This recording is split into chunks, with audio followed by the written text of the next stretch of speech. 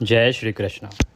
आप सभी को ज्येष्ठ मास के कृष्ण पक्ष की एकादशी की ढेरों शुभकामनाएं। प्रिय भक्तों, आज के इस वीडियो में हम बात करेंगे कि जेठ का ये जो महीना चल रहा है, इसकी प्रथम एकादशी जो कृष्ण पक्ष की एकादशी होगी वो किस दिन है, किस दिन व्रत किया जाएगा, द्वादशी युक्ता एकादशी कब है, सूर्य के मुख से एकादशी कब रहेगी, व्रत करने के लिए उत्तम दिन क्या रहेगा, व्रत के नियम क्या रहेंगे। 3 दिन का विधान होता है एकादशी का, तो दशमी के क्या नियम है, एकादशी व्रत वाले दिन के क्या नियम है और पारण वाले दिन के नियम क्या रहेंगे। इस प्रकार पूजा कैसे करेंगे, शास्त्रों में इस एकादशी की पूजा का क्या विधान है, क्या नया है इस एकादशी की पूजा में, क्या अधिक महत्व है इस एकादशी का और किस प्रकार से ये जो एकादशी है वो महत्वपूर्ण है। इस प्रकार से आने वाली ये जो एकादशी है ना, जिसका नाम है अपरा एकादशी, इसके बारे में संपूर्ण जानकारी इस वीडियो के माध्यम से प्रदान की जाएगी। आप जानते हैं कि सभी एकादशियों की महिमा अलग होती है, पूजा विधि अलग होती है, समय के अनुसार उनकी पूजा विधि और भोग आदि में अंतर होता है। इसीलिए एकादशी की पूजा विधि को समझ लेना, उसके नियमों को समझ लेना अति आवश्यक होता है। अन्यथा कहीं ना कहीं जाने अनजाने में हमसे गलती, कोई त्रुटि, कोई भूल हो जाती है। उसका परिणाम ये होता है कि हम भूखे रह के व्रत तो करते हैं परंतु उसका पूर्ण फल हमें प्राप्त नहीं होता है, क्योंकि हमने नियमों का अनुपालन नहीं किया है, पालन नहीं किया है। इसीलिए हम प्रत्येक एकादशी पर आपके लिए लेके आते हैं शास्त्रों से संपूर्ण जानकारी कि व्रत कैसे करना है, नियमों का पालन कैसे करना है, क्या विधान है और क्या करना है, क्या नहीं करना है। तो कृपया वीडियो बहुत महत्वपूर्ण होने वाला है, इसीलिए अंत तक देखिएगा। एक एक जानकारी आपके व्रत के लिए, आपके लिए महत्वपूर्ण है। निर्जला एकादशी से पहले ये अंतिम एकादशी है, इसके बाद निर्जला एकादशी आ रही है। जेठ मास की जो एकादशी होती है ना, उसके नियम अलग होते हैं, भोग अलग होते हैं, उसके दान अलग होते हैं। कारण क्या है कि इस समय में सूर्य देव जो हैं प्रचंड रूप में होते हैं, प्रचंड गर्मी होती है और प्रचंड रूप के कारण इस समय पर बहुत सी चीज़ें अलग हो जाती हैं और उसी के अनुसार उनकी पूजा विधि और दान विधि बदल जाती है। तो इस एकादशी के बारे में पुराण क्या कहते हैं, शास्त्र क्या कहते हैं, ये जानकारी आरंभ करते हैं। उससे पहले आपसे निवेदन है कि भगवान का यह वीडियो यदि थोड़ा सा भी आपको अच्छा लगे तो कृपया एक बार लाइक अवश्य कर दीजिएगा। आपका एक लाइक हमारे लिए बहुत महत्वपूर्ण होता है। भगवान श्री हरि का आशीर्वाद प्राप्त करने के लिए और अपने व्रत की सफलता के लिए कमेंट बॉक्स में अवश्य लिखिएगा जय श्री हरि या ओम नमो भगवते वासुदेवाय। आप देख रहे हैं देवभूमि ज्योतिष संस्थान का प्रतिष्ठित यूट्यूब चैनल देवभूमि धार्मिक। हम यहाँ पर जो जानकारी देते हैं वह ज्योतिष शास्त्र, पंचांग और पुराणों पर आधारित होती है। कौन सा व्रत कब है, किस मुहूर्त में करना चाहिए, क्या गणना है, ये ज्योतिष शास्त्र और पंचांग की गणना के अनुसार बताया जाता है। व्रत को किस विधि से करना चाहिए, किन नियमों को पालन करना चाहिए, ये पुराणों में लिखे होते हैं, वहाँ से आपको बताए जाते हैं। कथा जो है वो पुराणों से आपको सुनाई जाती है।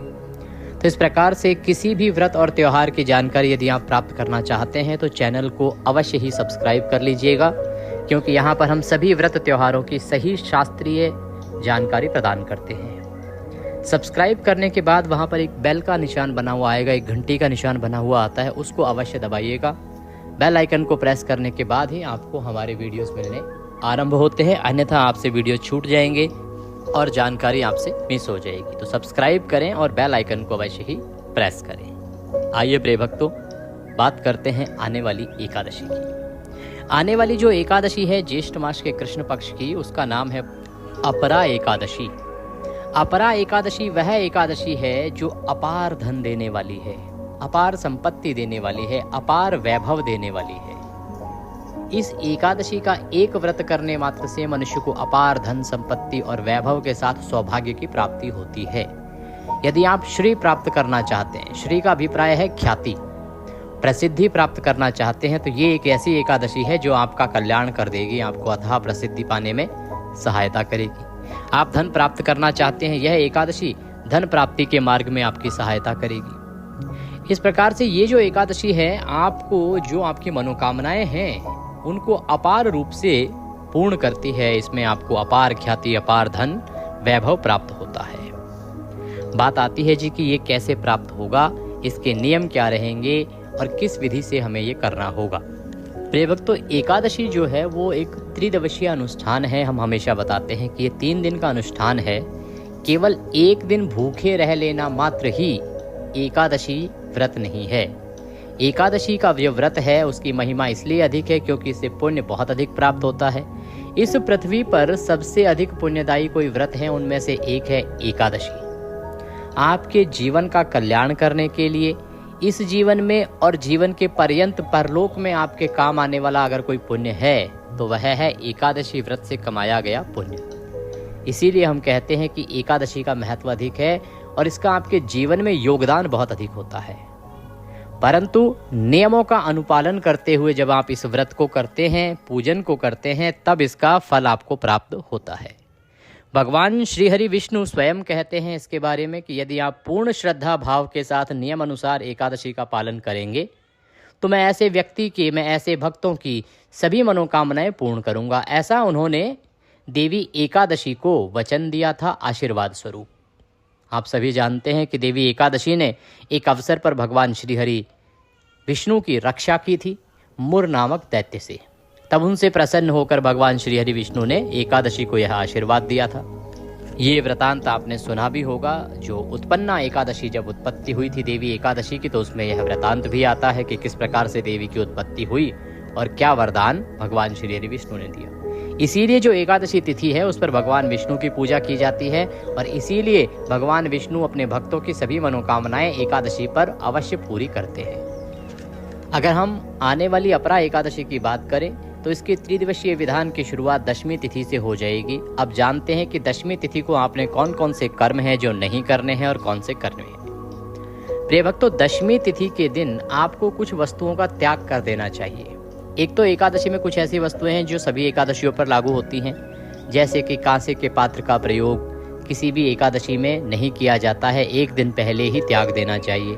दूसरा, एकादशी तिथि से एक दिन पहले, व्रत के एक दिन पहले आपको मसूर की दाल का त्याग कर देना चाहिए, चने के साग का त्याग कर देना चाहिए, हरी पत्तेदार सब्जियों का त्याग कर देना चाहिए, शहद का त्याग भी आपको करना चाहिए। शहद का त्याग विशेष रूप से दशमी और एकादशी के दिन तो पूर्ण रूप से वर्जित है। कुछ द्वादशियों में इसका महत्व अधिक है, इसीलिए आपको प्रयोग के लिए कहा जाता है। अक्षत की हम क्या बात करें, अक्षत के बारे में तो बच्चा बच्चा जानता है कि एकादशी के दिन चावल नहीं खाए जाते हैं। इसका ध्यान तो आपको अवश्य रूप से रखना ही चाहिए। हम यहाँ वो चीज़ें बता रहे हैं जो कि साधारण मनुष्य नहीं जानता है, जिनके बारे में। एकादशी से एक दिन पहले ही आपको तामसिक पदार्थों का प्रयोग भी बंद कर देना चाहिए। तामसिक पदार्थों में लहसुन, प्याज आदि भी आते हैं। एक दिन पूर्व ही आपको, जो भी लोग हैं जो मांस मदिरा का सेवन करते हैं और एकादशी का व्रत भी करते हैं, तो उन्हें भी ये जो सेवन है वो एक दिन पहले ही त्याग देना चाहिए। ऐसा नहीं कि आज आप खूब पिएं, खूब खाएं और कल आप एकादशी का बढ़िया से व्रत करें और आप सोचे कि हो गए भगवान प्रसन्न, मिल गया आपको आशीर्वाद। ऐसा नहीं होता प्रिय भक्तों। पुराण कहते हैं कि आपको एक दिन पहले ही इन चीज़ों का त्याग करना चाहिए। आपकी शुद्धि की शुरुआत दशमी तिथि से ही हो जानी चाहिए। कई बार हमने देखा है, पहले हम भी जब खाटू श्याम जाते थे, पहले कभी हम ट्रेन से जाया करते थे, बहुत समय पूर्व की बात है, तो लोग रास्ते में खूब सारा इस प्रकार का आहार ग्रहण कर रहे हैं। लोग नॉनवेज खा रहे हैं, मांसाहार कर रहे हैं और अगले दिन सुबह उनको बाबा शाम के दर्शन करने हैं। कोई उनसे कहे तो कहे क्या हो गया, सुबह तो हम नहा के दर्शन करेंगे भगवान के, एकादशी का व्रत भी है कल तो इस प्रकार का व्यवहार यदि कोई करता है तो वो बहुत अनुचित है। ऐसा मनुष्य घोर नरक में जाता है। इस प्रकार व्रत करने का कोई लाभ नहीं है। जब आप भगवान की भक्ति के लिए निकले हैं तो आपको शुद्धता वहीं धारण कर लेनी चाहिए जब आप घर से निकले हैं। नियम तो कहता है कि जब भी आप चाहे दर्शन कल कर रहे हैं, लेकिन आपको शुद्धता आज से ही बरतनी चाहिए। इसी प्रकार से एकादशी के जो नियम हैं वो यही कहते हैं कि आपको मांस मदिरा आदि का सेवन एक दिन पूर्व ही बंद कर देना चाहिए। ब्रह्मचर्य का पालन भी आपको एक दिन पूर्व ही आरंभ कर देना चाहिए। और ब्रह्मचर्य कब तक रहेगा? ये रहेगा जब तक आपका पारण नहीं हो जाता। ब्रह्मचर्य से संबंधित हमारे वीडियोस पर बहुत सारे कमेंट्स आते हैं, बहुत सारे भाई बंधु माताएं बहनें पूछती हैं। हम पुनः बता दें कि ये जो नियम है ये अनिवार्य नियम है, इसको छोड़ा नहीं जा सकता, कोताही नहीं बरती जा सकती। कुछ नियम ऐसे होते हैं जिनको पालन करें तो ठीक, ना करें तो ठीक। जैसे कि हम कहते हैं जी आपको रात्रि को पृथ्वी पर शयन करना है।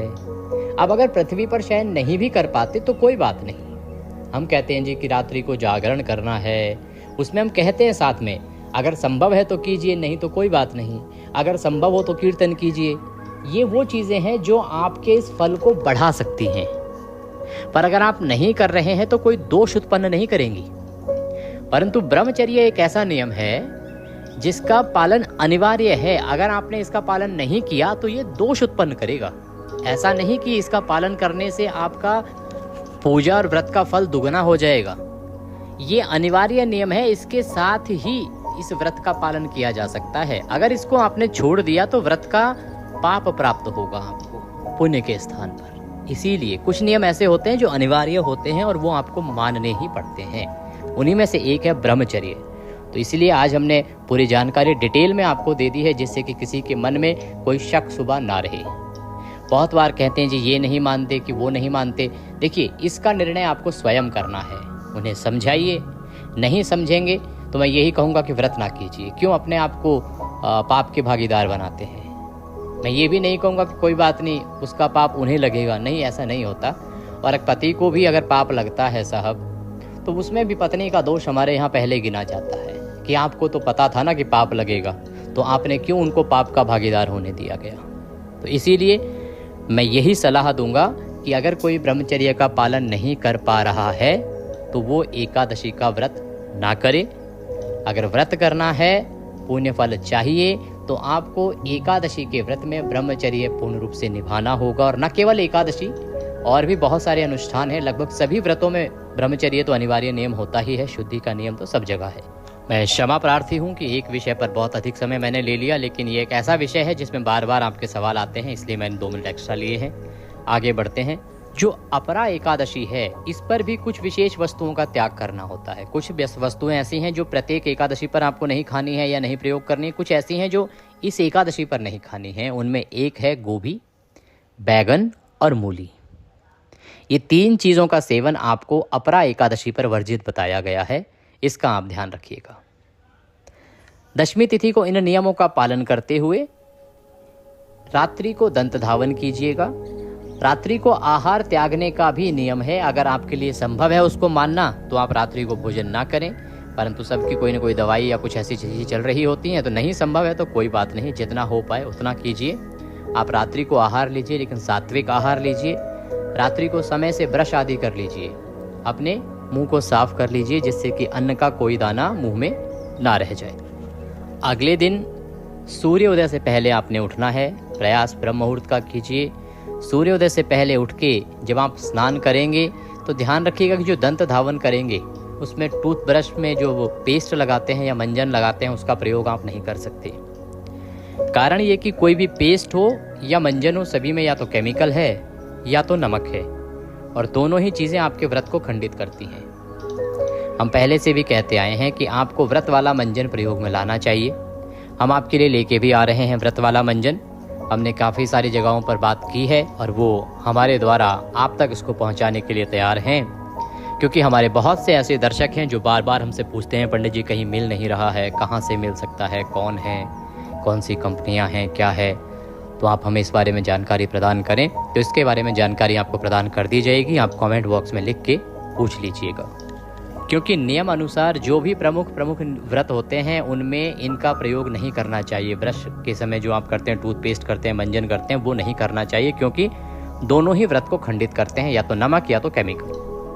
तो आपको व्रत का मंजन करना चाहिए। व्रत का मंजन जो है ना, वो पौधों के अर्क से या उनके पुष्प के चूर्ण से या पाउडर से बना होता है। इसलिए उससे ना तो व्रत खंडित होता है, आपके मुख की शुद्धि भी हो जाती है और वह साफ भी रहता है। हम स्वयं बहुत सालों से उसी का प्रयोग घर में करते आए हैं। तो आपको इस प्रकार से सुबह उठ के और स्नान आदि करके सबसे निवृत्त होइए। निवृत्त होके भगवान सूर्य देव को जल दीजिएगा। सूर्य देव को जेठ के महीने में 8 बजे से पहले जल दे देना है, इसका ध्यान रखिएगा, क्योंकि उसके बाद गर्मी बहुत हो जाती है। सूर्य देव का जो वेग है वो प्रचंड हो जाता है, तेज प्रचंड हो जाता है। तो ध्यान रखिएगा कि जो आप अर्घ देते हैं सूर्य देव को, वो आप 8 बजे तक दे दीजिएगा। इसके बाद आपका जो पूजा स्थल है वहाँ की साफ सफाई कीजिए। एकादशी के व्रत का पूजन अब हम आरंभ करेंगे। पूजन के लिए क्या सामग्री आपको एकत्र करनी है वो एक बार नोट कर लीजिए, जिसको आप इकट्ठा कर लीजिएगा। इसमें से ज़्यादातर सामग्री वह है जो आपके सभी के घर में होती है। अगर आपके घर में कुछ वस्तुएं ना हो तो आप समय से ले आइएगा। वस्तुओं में चाहिए भगवान श्री हरि की एक तस्वीर आपके पास होनी चाहिए, प्रतिमा हो तो प्रतिमा ले लीजिएगा, चौकी हो तो चौकी रखिएगा, पीला वस्त्र हो तो पीला वस्त्र रखिएगा। इसके अतिरिक्त रौली मौली, पान सुपारी, लौंग, इलायची, धूप, दीप, नैवेद्य, भगवान को अर्पित करने के लिए फूलों की माला, इत्र, जनेऊ, दक्षिणा, ये सारी सामग्री है जिसको आपने एकत्र करना है। एक तांबे का लोटा अनिवार्य है जो पूजा में प्रयोग में होगा। तो तांबे के लोटे को अच्छे से मांज लीजिए। मांजने के बाद उसमें पहले थोड़ा सा गंगा जल भरिए, उसके बाद उसमें शुद्ध जल भर लीजिए। सारी सामग्री के साथ आसन लगा के उत्तर दिशा की ओर मुख करके बैठ जाइए। उत्तर दिशा में अगर स्थान नहीं है तो पूर्व दिशा की ओर मुख करके बैठ जाइए। सबसे पहले हम सामग्री का और स्थान का शुद्धिकरण करेंगे। शुद्धिकरण करने के लिए एक पुष्प लीजिए, उसको लोटे में जो जल भरा है उसमें डुबोइए और उस जल से सभी स्थानों पर छींटा दीजिए, सामग्री पर छींटे दीजिए। ओम पवित्रो पवित्रांग सर्वांग वस्तांगतोपिवम यह स्मरेत पुंडरीकाक्षम सभायंतरः शुचिः ओम। इस प्रकार से छींटे देके आपने स्थान का शुद्धिकरण किया है, सामग्री का शुद्धिकरण किया है। अब आप अपने हाथ धो लीजिए। एक चम्मच से अपने हाथ पे जल लीजिए, हाथ धो लीजिए। हस्तो वृक्षालनम। हाथ धोने के बाद एक एक मंत्र पर एक एक चम्मच जल आपको पीना है। इसे जलाचमनी कहते हैं, जलाचमनी करनी है। ओम माधवाय नमः, एक चम्मच जल लीजिए, पी जाइए। ओम केशवाय नमः, जल लीजिए, पी जाइए। ओम नारायणाय नमः, जल लीजिए, पी जाइए। ओम ऋषिकेशाय नमो नमः। हस्तो वृक्षालनम। हाथ धो लीजिए। अब आप अपने आप को मौली बांधिए, तिलक कीजिए। आपके साथ यदि पारिवारिक जन भी बैठकर पूजन कर रहे हैं तो उनको भी मौली बांधिए, तिलक कीजिए। अब आप पूजा के लिए तैयार हैं। सबसे पहले व्रत का संकल्प करेंगे। संकल्प करने के लिए अपने सीधे हाथ में जल लीजिए। 1 रुपये का सिक्का दक्षिणा के रूप में कम से कम रखिए, अधिक जो भी रखना चाहें वह रख सकते हैं। 3 बार बोलिए ओम श्री विष्णु, ओम श्री विष्णु, ओम श्री विष्णु। अपना नाम, अपना गोत्र, जिस स्थान पर बैठकर संकल्प कर रहे हैं वहां का मकान नंबर, क्षेत्र का नाम, शहर का नाम, ज्येष्ठ मासे कृष्ण पक्षे एकादश्यायाम पुण्यतिथियो आयु आरोग्यता प्राप्त्यार्थाय सुख संपत्ति प्राप्त्यार्थाय अचल लक्ष्मी प्राप्त्यार्थाय एकादशी व्रत पूजनम संकल्पम संकरिष्ये। बोले सौ श्री विष्णु शरणौ शरणम प्रपद्ये, और वह संकल्प भगवान के चरणों में अर्पित कर दीजिए। आपने संकल्प किया है। संकल्प करने के बाद पूजन आरंभ करेंगे। पूजन के लिए जो सामग्री हम भगवान को अर्पित करेंगे वो इधर उधर ना फैले, इसके लिए भगवान की तस्वीर के सामने एक कटोरी रख दीजिए, पात्र रख दीजिए जिसमें कि आप सामग्री अर्पित करेंगे। अब अगर आप ये जानना चाह रहे हैं कि जी भगवान की तस्वीर कैसे स्थापित करनी है तो उसको भी संक्षेप में बता देते हैं कि सबसे पहले आप चौकी बिछाइएगा। अगर चौकी है तो, चौकी नहीं है तो कोई बात नहीं। अगर चौकी है तो पीला वस्त्र बिछाइए उस पर, उसके ऊपर पुष्प निवेदित कीजिए भगवान को कि हे भगवान, ये पुष्प हम आपको आसन के रूप में अर्पित कर रहे हैं, इसे आसन के रूप में स्वीकार करें और इस पर विराजमान हो। अगर किसी के पास चौकी नहीं है तो कोई बात नहीं, वो जो भी उपयुक्त स्थान है वहाँ पर भगवान को पुष्प अर्पित करके और स्थापित कर सकता है। तदुपरांत आप जलाचमनी कीजिए, संकल्प कीजिए और सामने घी का दिया जला दीजिए, धूप प्रज्वलित कर दीजिए। भगवान श्री हरि का पूजन करने के लिए उनके सामने पात्र रख दीजिए।